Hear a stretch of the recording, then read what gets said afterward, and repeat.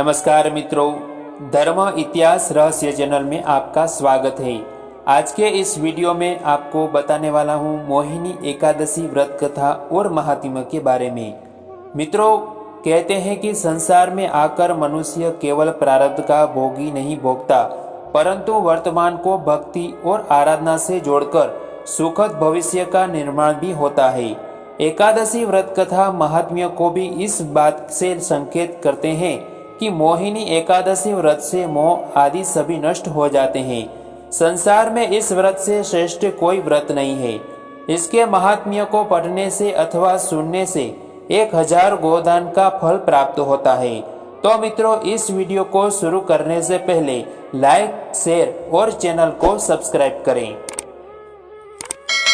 स्कंद पुराण के अनुसार मोहिनी एकादशी के दिन समुद्र मंथन में निकले अमृत का बंटवारा हुआ था। स्कंद पुराण के अवंतिका खंड में शिप्रा को अमृतदायिनी पूर्णदायिनी कहा गया है। अवंतिका खंड में मोहिनी रूपधारी भगवान विष्णु ने अवंतिका नगरी में अमृत का वितरण किया था। देवासुर संग्राम के दौरान मोहिनी रूप रखकर राक्षसों को चक्रमा दिया और देवताओं को अमृत पान करवाया। इसी दिन को देवासुर संग्राम को समापन दिन को माना जाता है। मोहिनी एकादशी पर श्रद्धालुओं को सुबह पूजा पाठ, आरती, सत्संग और एकादशी महात्म्य की कथा प्रवचन करना चाहिए। साथ ही भगवान विष्णु को चंदन चढ़ाना चाहिए, क्योंकि यह व्रत परम सात्विकता और आचरण की शुद्धि करता व्रत है। अब आपको बताने वाला हूँ मोहिनी एकादशी व्रत कथा के बारे में। यह कथा महर्षि ने श्री रामचंद्र जी से कही थी। एक समय श्री रामचंद्र बोले कि हे गुरुदेव, कोई ऐसा व्रत बताइए जिससे समस्त पाप और दुख का नाश हो जाए। मैंने सीता जी के वियोग में बहुत दुख भोगा है। महर्षि वशिष्ठ बोले, हे राम, आपने बहुत सुंदर प्रश्न किया। आपकी बुद्धि अत्यंत शुद्ध और पवित्र है। यदि भी आपको नाम स्मरण करने से मनुष्य पवित्र और शुद्ध हो जाता है। सरस्वती नदी के तट पर भद्रावती नाम की एक नगरी थी। वहाँ द्रुतिमान नाम का चंद्रवशी राजा राज करता था। वहाँ धन धान्य से संपन्न पुण्यवान धनपाल नाम का वेश्य भी रहता था।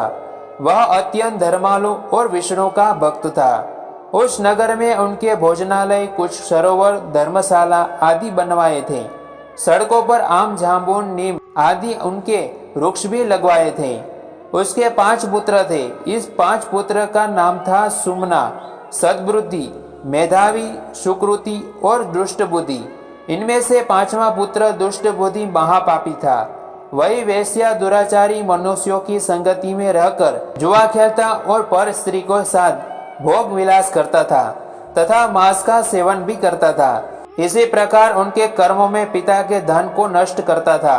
इन्हीं कारणों से नष्ट होकर पिता ने उसे घर से निकाल दिया। घर से बाहर निकलने के बाद अपने गहने कपड़े बेचकर अपने निर्वाह करने लगा।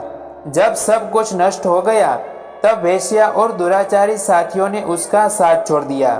वह भूखा प्यासा से अति दुख रहने लगा। कोई सहारा न देते हुए चोरी करना सीख गया। एक बार चोरी करते हुए पकड़ा गया।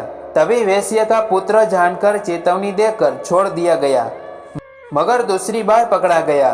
राजा की आज्ञा के अनुसार उसको जेल में डाल दिया गया। जेल में उसे अत्यंत दुख दिया गया।